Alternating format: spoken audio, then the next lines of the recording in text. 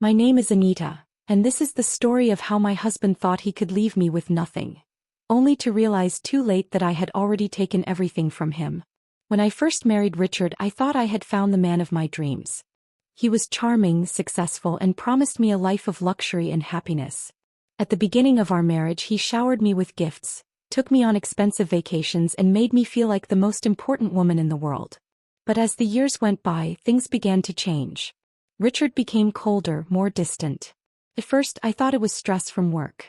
He had a growing business, and I tried to be understanding, giving him space when he needed it. But soon I realized it wasn't just work. He had started coming home late, smelling like expensive cologne that wasn't his, with lipstick stains on his shirts that weren't mine. The first time I confronted him about it, he laughed in my face. "Anita, don't start acting like a typical wife. I give you everything, what more do you want?" I wanted my husband back. I wanted respect. But to him, I was just another piece of his collection, something to display when it was convenient and ignore when it wasn't. Over the years, his affairs became more obvious, and so did his cruelty. If I dared to ask him where he was, he would snap at me, telling me I was lucky to have him.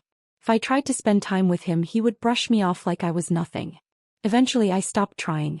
Then one evening, everything became clear. I was in the hallway when I heard him talking on the phone.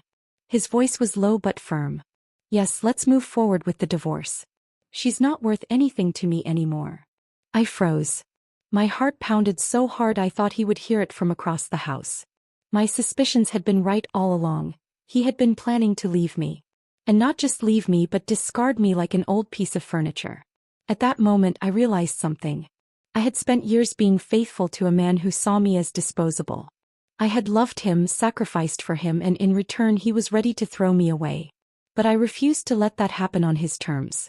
Richard was too arrogant to see what I had known for years. He underestimated me. He thought I was just a helpless, dependent wife. But what he didn't realize was that while he had been building his empire, I had been paying attention. And so that night, as he sat in his study sipping his expensive whiskey, planning his future without me, I made a decision. If he was going to throw me away, I would make sure he had nothing left to celebrate. Richard always thought he was the smartest person in the room. He believed no one could outthink him, least of all his own wife. That was his first mistake. His second mistake was trusting me too much. For years he had been so busy building his business, chasing wealth, and indulging in his own selfish pleasures that he never paid attention to the little details. He thought signing papers was a formality, something beneath him. That was where I saw my opportunity. I had always handled the paperwork in our marriage. Richard found legal documents tedious, and he hated reading the fine print. Whenever there was something to sign, tax documents, contracts, business agreements, he would glance at them for a few seconds, barely skimming through, and then sign wherever I told him to. At first, I had done it out of love, making sure our affairs were in order, ensuring that everything ran smoothly for him. But after hearing that phone call, I realized something. I had been sitting on a gold mine. I started small. A minor property transfer here, a little ownership adjustment there. He never noticed when I told him to sign an updated legal document for one of his properties, or when I told him his lawyer needed new signatures for business restructuring. He never questioned why I was always handling these things, because in his mind I was just his wife, not someone he needed to be cautious of. Then I started selling things off. I knew which of his properties were in high demand, and I found buyers discreetly. Some of them sold within days, and the money went straight into accounts he didn't even know existed. One by one, the luxurious apartments, the penthouses, the vacation homes, everything he had once bragged about, were disappearing. His favorite car, a sleek black sports car he had spent a fortune on, was one of the first things I got rid of. I remember watching him one morning standing in the driveway with a puzzled look on his face. "Where's my car?" he asked. I shrugged. "Oh, didn't you hear? It was taken for servicing." He nodded and went back inside, completely unaware that the car had already been sold to someone across the country. Over the next few months, I continued my work in silence. I smiled at him at dinner, I listened to him boast about his business deals, and I even pretended to care when he talked about the new life he was planning without me. He had no idea that while he was preparing to leave me, I was making sure he had nothing left to take with him. When the day finally came and he handed me the divorce papers, he smirked as if he had won some great victory. "You'll be fine," he said casually. I'm sure you'll find someone else to take care of you. I took the papers and smiled. Oh, Richard, I said softly. You have no idea.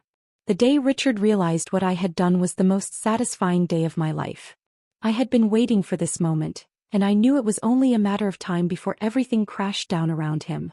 After serving me with the divorce papers, Richard went on living as if nothing had happened. He threw a party at one of his properties, inviting his friends and new girlfriend to celebrate his so-called freedom. What he didn't know was that the house wasn't his anymore. I had sold it months ago. The only reason he was still living there was because the new owner hadn't asked him to leave yet. That was about to change. That evening I got a call from an old friend of ours. A friend who still had some loyalty to me. He was at the party when Richard received the phone call that changed everything. At first, Richard had been laughing, holding a glass of champagne, completely unaware of what was coming. Then his phone rang. It was his lawyer. "Sir, we have a problem," the lawyer said. Richard barely listened. "If this is about Anita, I don't care. Just finalize everything." The lawyer hesitated. "It's not about Anita, sir. It's about your assets. They're gone." That got his attention. He stepped away from the party, his face darkening. "What the hell are you talking about?" "Sir, I've been going through the paperwork. Your properties, the ones in your name, they've all been sold. Your accounts are empty. The real estate under your business has been transferred. Everything is gone, sir." Richard's champagne glass slipped from his fingers, crashing onto the floor. His heart started pounding as he rushed to his home office, scrambling to check his accounts. But every transaction was real. Every signature was his own. He had signed it all away without even realizing it. He started making calls, demanding explanations, threatening lawsuits. But there was nothing anyone could do. Everything had been handled legally. His assets had been liquidated over time, and the money had disappeared into an account he had no access to. Then the final blow came.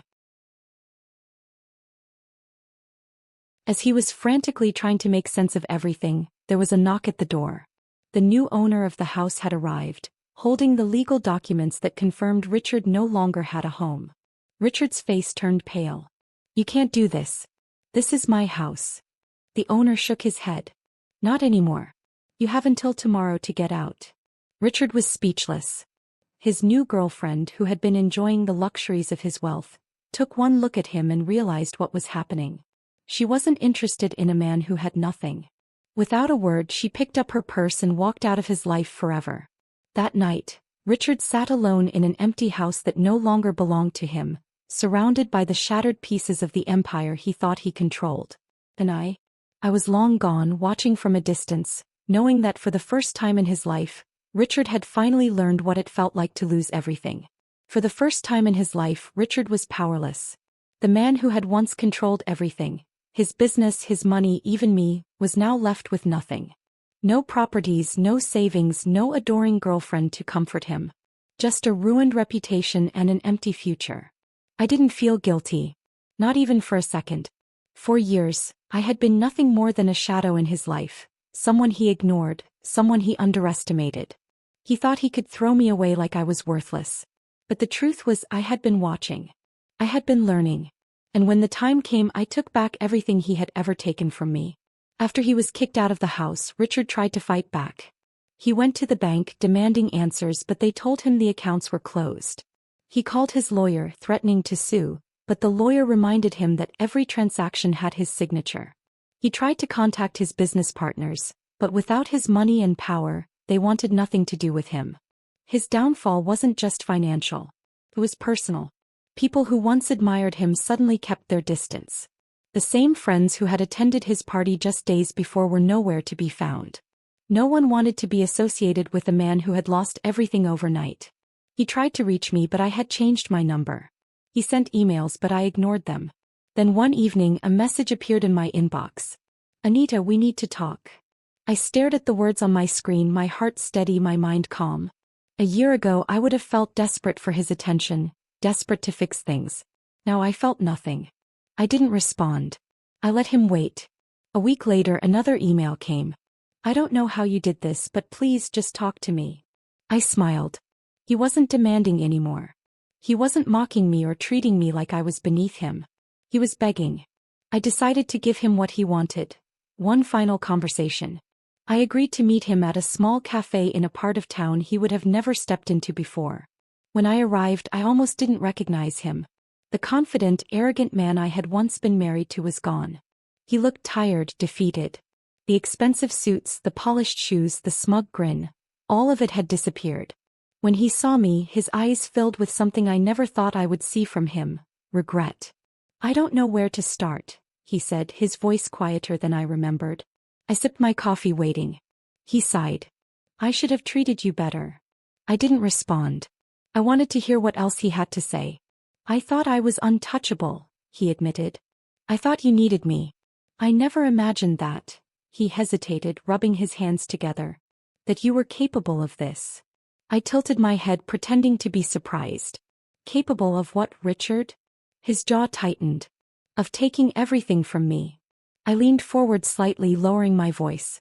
"I didn't take anything from you, Richard. You gave it away." His eyes flashed with frustration, but he knew I was right.